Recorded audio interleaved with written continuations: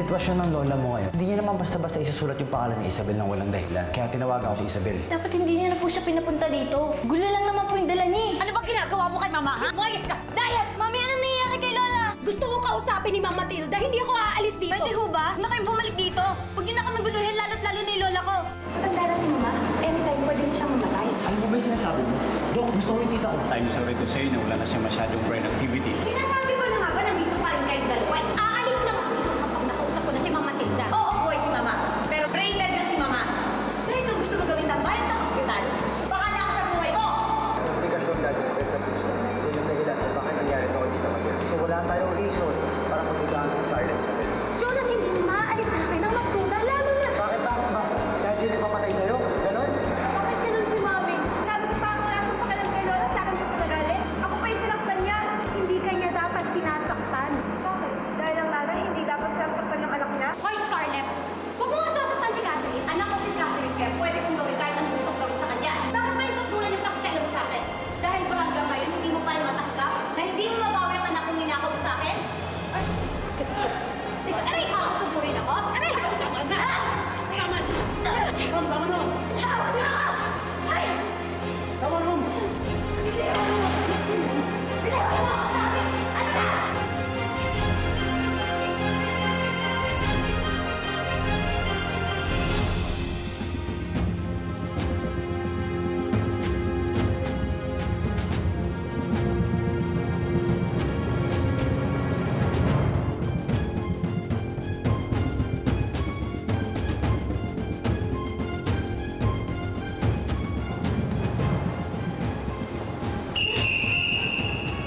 Sige. Gusto mo patayin? Sige, patayin mo ako! Para mabulong ka sa kulungan! Gaganti ako. Papatayin ko yan si Scarlett. Gaganti ako sa hayop na yun. Yun ba yung tulong na kailangan mo sa akin? Oo, Benedict. At gusto ko hanggang sa impyerno niya maramdaman niya yung paghihiganti ko sa kanya. Sarap gumanti na. Lalo na kapag kontrolado mo ang sitwasyon. Nagsisimula pa lang ako, Benedict. Hindi pa ako tapos sa kanya. Gusto mo na ba siya mawala? Hindi ganun ang gusto ko. Then what?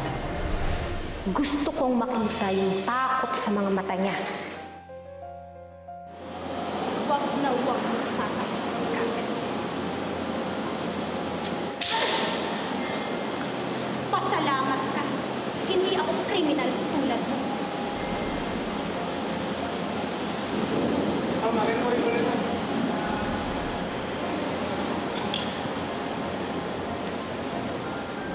Palang mukha mo! Walang hiya ka! May araw ka rin, Isabel!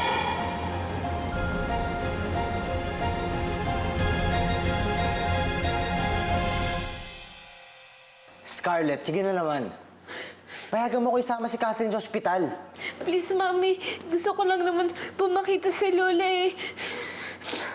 Pagtatalunan na naman ba natin to? Hindi naman magbabagong kondisyon ng lola mo. At saka ayoko nakikita nasasaktan ka habang nakikita mo siya. Gusto ko lang naman po siyang bantayan eh.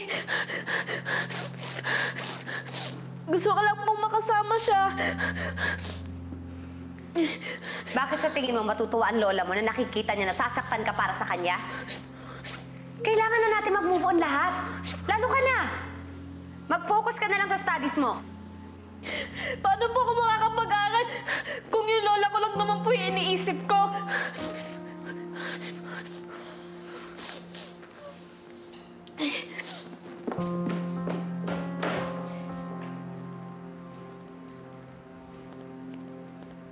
O ikaw, Jonas. Ano pa ginagawa mo dito? Hindi sasama sa'yo si Catherine. Kaya walang rason para magstay ka pa dito. Pwede na lang kung gusto mo makapagbalikan sa akin. The answer is big, fat, no. Huwag mo masyadong higpitan yung anak mo, Scarlett.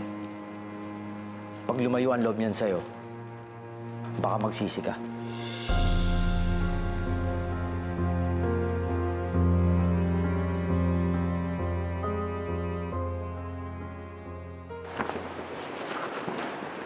Madam?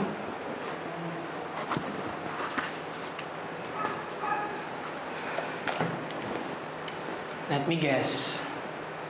Si Catherine na naman yung iniisip niyo, ano?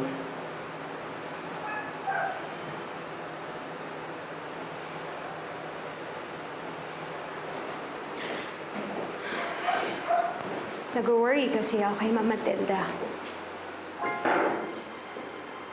Hindi na maganda yung kondisyon niya. Wala nang magiging guide na babae si Catherine. Si Scarlett naman, masamang ehemplo siya. Tingnan mo nga yung ginawa niya sa bata. Sinaktan niya. Ay, hala, ayan ha, madam. Lumalabas yung pagiging mother instincts mo dyan, ha?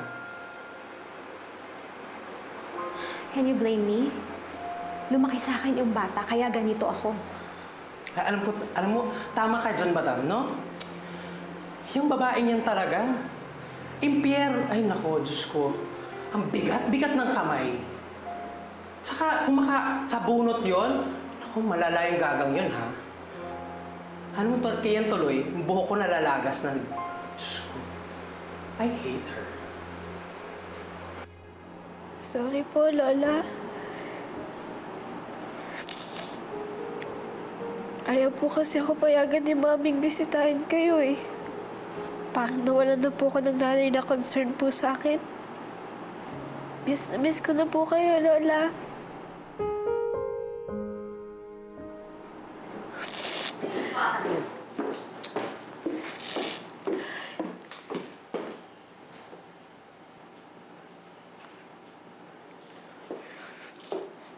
Nandito ka lang pala sa kwarto ng lola mo?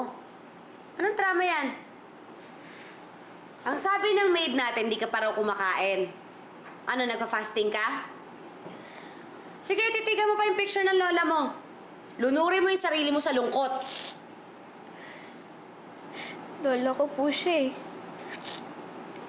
Siyempre po, malulungkot po ako dahil may sakit siya. Kaya ba hindi ka pumasok? Alam mo, mas matutuwa pa sana ako sa'yo kung iisipin mo na lang na wala na talaga yung lola mo. Isipin mo na lang, nagbakasyon siya sa isang malayong lugar, tapos hindi na siya babalik. Huwag mo naman po sabihin yan, Mami. Alam ko naman pong stress din po kayo eh. Pero huwag naman po kayo mag-isip ng ganyan. Dahil buhay pa naman po si Lola. Nagmamarunong ka sa akin? Matuto kang sumunod sa lahat ng gusto ko dahil alam ko kung anong tama para sa'yo. Labas. Kumain ka na doon. Wala po akong ganang kumain. Nagmamatigas ka? Pwes, magutom ka dyan. At hindi ka lalabas ng bahay dahil simula ngayon, grounded ka na. Bakit ganyan ka, Mami? Parang hindi ko na maramdaman na anak mo ko eh.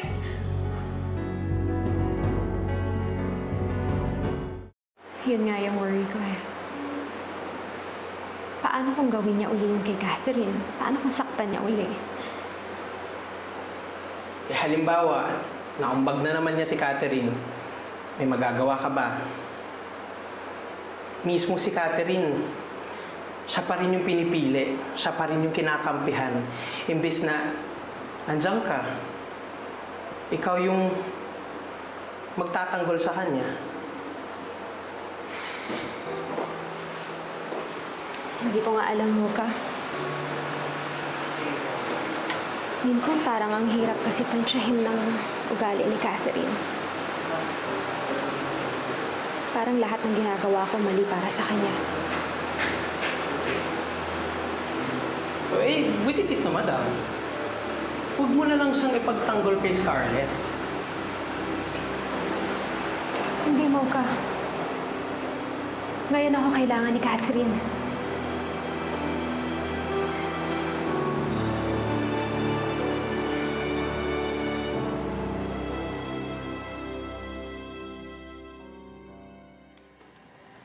Alam mo ba, ngayon lang talaga ako nabunutan ng tinik. Dati kasi yung biyanan ko, palagi akong pinakikialaman. Well, at least ngayon, wala nang kumukubabaw sa akin. O di mabuti. At least, ikaw na ang nag-iisang reyna dito. Uy, yung ganyang kalaking blessing, sineselebrate yan. Pag-shopping mo naman ako ng wardrobe. Hindi ngayon, Pati. Kung gusto mo ng damit, pumunta ka dun sa closet ko. Mamili ka ng mga damit doon na hindi ko na sinusuot. Okay? Oy, teka. Saan ka pupunta? O, di ba sabi mo, humarbat na ako ng mga damit sa closet mo. O, kaya eto na ako. Ready na ako. Sandali. Uunahin mo talaga yon. Puntahan mo muna si Catherine doon dahil hindi pa siya kumakain. Pabayaan mo na yung bagets mo sa mga drama niya. Alam mo kasi, Scarlett, ang mga teenager, kung ano-ano tumatakbo sa isip ng mga yan. Para ka namang hindi nagdaan doon. Intindihin mo na lang si Catherine.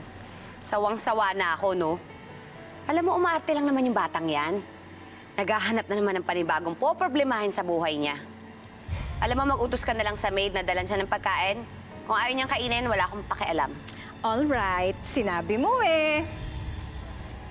Ay, naku.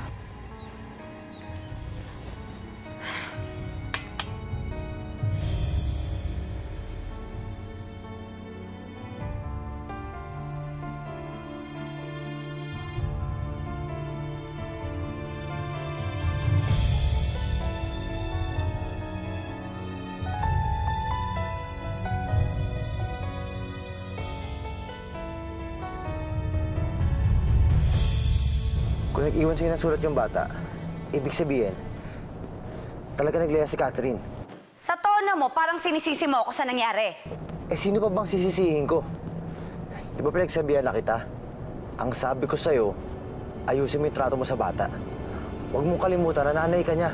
Pwede ba tama na yung pangaral mo? I'm sure pumunta lang yun sa mga barkada niya o gumala. Kapag naubos yung pera nun, uuwi rin siya. Eh, yun naman pala yung iniisip mo eh. Bakit mo pa ako tinawagan para sabihin sa akin na nawawala yung bata? Hoy, Jonas. Kung iniisip mo na hang up pa rin ako sa'yo, kaya gumagawa lang ako ng paraan para makausap ka, asa ka pa. Basta pag nakita mo si Catherine, pauwiin mo na lang.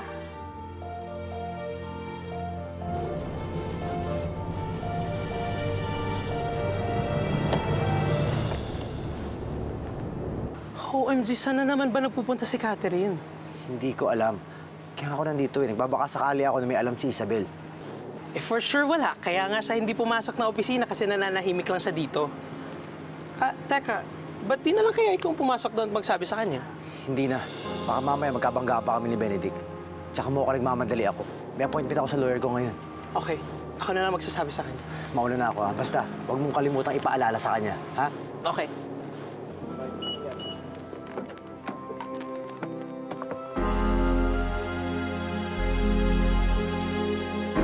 Yun po yung sabi ni Sir Jonas, ma'am.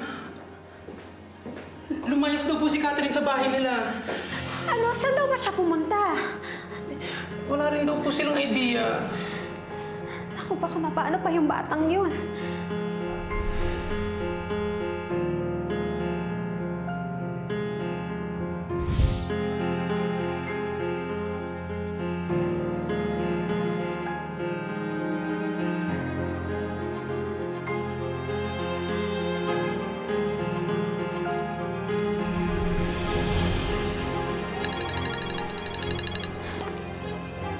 Hello, Benedict.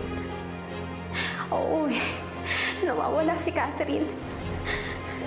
Benedict, gawin mo naman lahat para mahanap mo yung bata.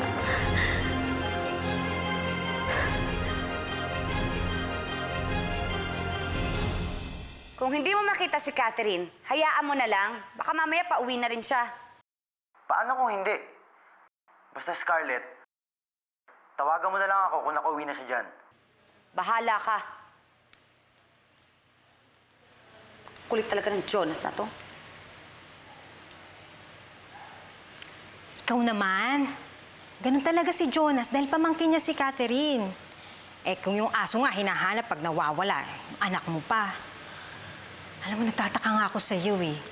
Bakit parang deadma ka lang na wala dito si Catherine? Sana nga mawala na lang siya ng tuluyan. Oo naman. Anak mo yun. Ano ka ba? Eh, Kaya sa habang buhay, bibigyan kanya ng problema.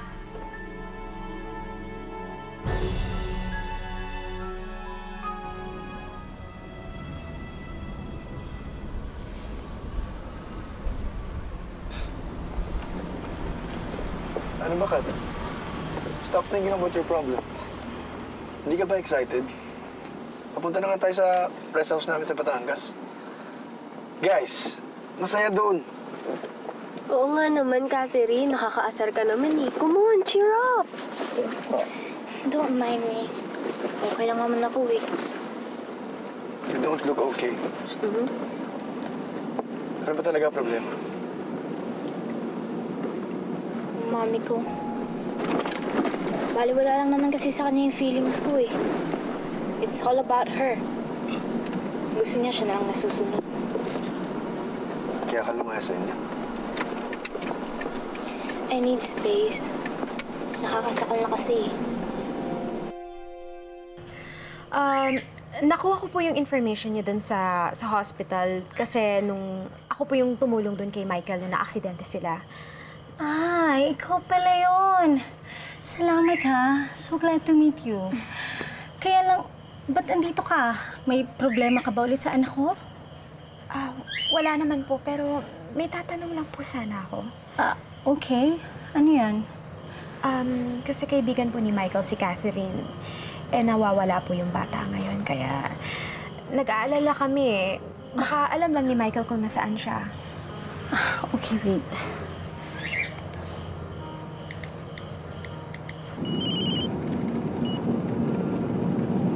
Hello, Michael. Bakit po? May naghahanap kay Catherine dito.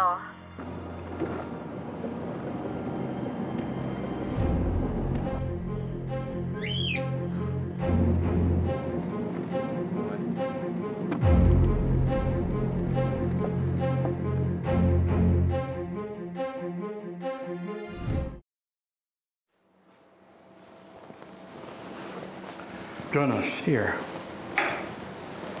Ano mo to, attorney? Tumawag ang auntie mo sa akin recently at pinapalitan ang administrator ng mamanahin ni Catherine. At ako yung pinalit niya? Yes. In fact, tinanggalan din niya ng mana si Scarlett. Oh? Attorney, nasabi niya ba sa iyo yung dahilan kung bakit niya ginawa yun? Wala siyang nabanggit.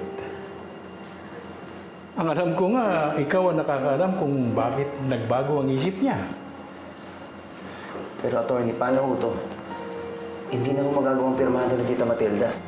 In that case, that document will never be enforced. The previous document will be recognized by the government. Oh, Jonas, kung ano man, don't hesitate, just call me up, okay? Maraming salamat ho, attorney, sa impormasyong sinabi niyo sa akin. Mahalaga ho para sa akin na nalaman ko na nagbago pala yung isip ni Tita Matilda.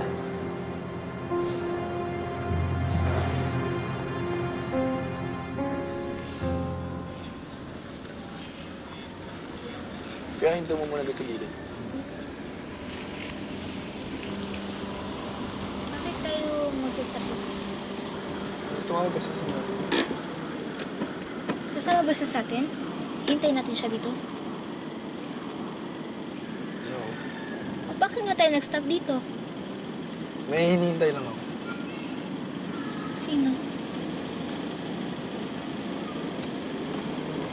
Ay. Yan ata siya.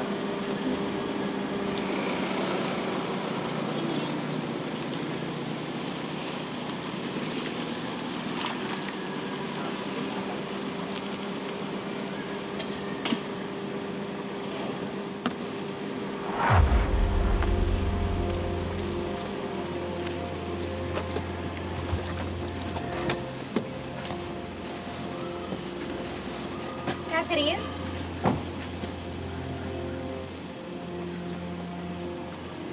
Ano ba? Hanggang dito ba naman? Catherine, halika na. Iuwi kita sa... No! Ayoko sa inyo. Michael, ano ba? Akala ba isasama niyo ako sa Batangas? I'm sorry, Catherine. Si Mami kasi, magagalit siya sa akin kapag di ako sumunod sa kanya. Kaya sumama ko na lang kay Mami Isabel. This is crazy. Iniiwasan ko nga si Mami, di ba? Tapos siya ba yung pinapunta mo dito? Catherine, ibabalik kita sa inyo. Why do you have to do this? Bakit ba kailangan niya akong pakialaman? Dahil concern ako sa'yo. Concern? Hindi ko kailangan yun. Kung concern talaga kayo sa akin, edi sana hindi kayo nawala. So please lang, iwanan niyo na lang ako ulit.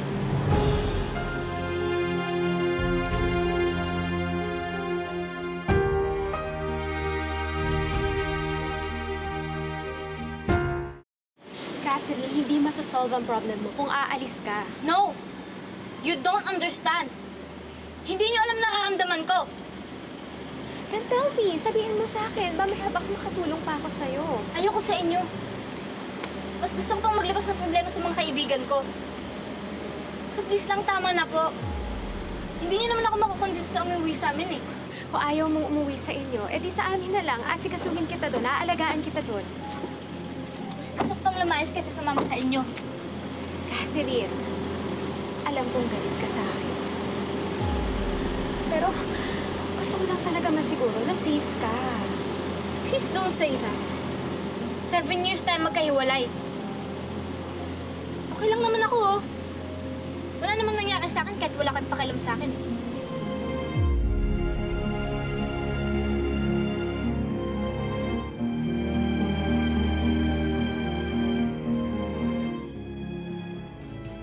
Jonas, ano yan? Galing kay attorney. Inutusan pala siya ni tita na palitan kitang administrator ng mana ni Catherine. Bakit ganyan ka sa akin, Jonas? Pinagdududahan mo ba ako? Tinanggalan ka rin niya ng mana. Bakit kaya, Scarlett? Ano kayang nagawa mo sa tiyahin ko? Huwag ka sumama sa kanila. Mga bata pa kayo, mamaya mapano pa kayo. Hindi naman masama yung mga kaibigan ko eh. Hindi katulad mong nang-iiwan. Uy! Michael! Catherine! Teka!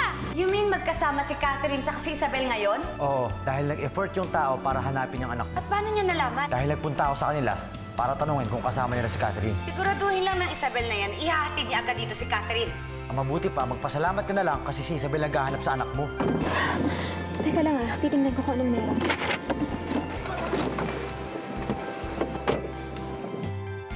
Catherine! Benedict, magbabaka sakali kasi kami. Baka alam mo kung nasan si Catherine tsaka Isabel. Pinasundo ko na lang sila sa tao. Sino yan? May tao ba dyan?